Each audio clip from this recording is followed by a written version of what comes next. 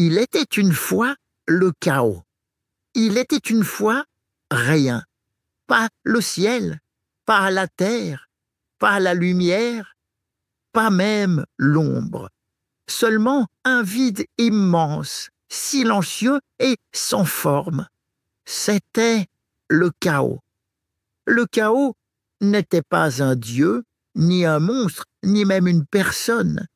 C'était plutôt un état, un abîme, une ouverture sans fin, comme une nuit sans étoiles, sans air, sans couleur. Mais de ce vide, peu à peu, surgirent des forces mystérieuses. Car le chaos n'était pas seulement le néant, il était aussi une graine, la graine de tout ce qui allait exister. D'abord apparut Gaïa, la terre, vaste et solide, qui allait devenir la mère de presque tout.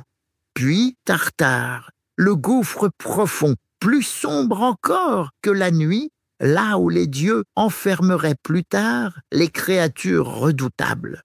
Puis Éros, l'amour, qui donne l'élan pour que les êtres s'unissent et se multiplient.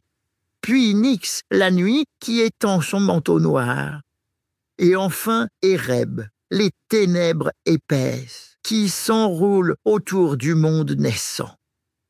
À partir de ces premières forces, le monde commença à se construire. La terre s'ouvrit pour donner naissance aux montagnes, aux mers et aux forêts. Le ciel s'étendit, immense, pour la recouvrir. Et de leur union naquirent les titans, les cyclopes, les hécatonchires, et plus tard, les dieux de l'Olympe.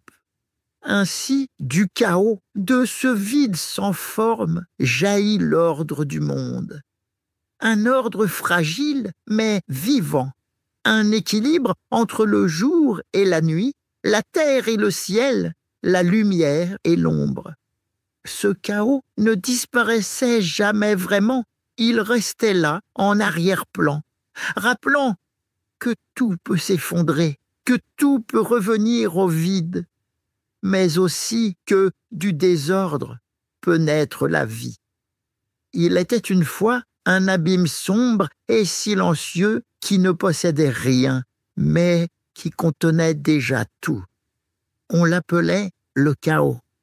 Je vais continuer à te raconter les plus grands mythes et contes de notre monde.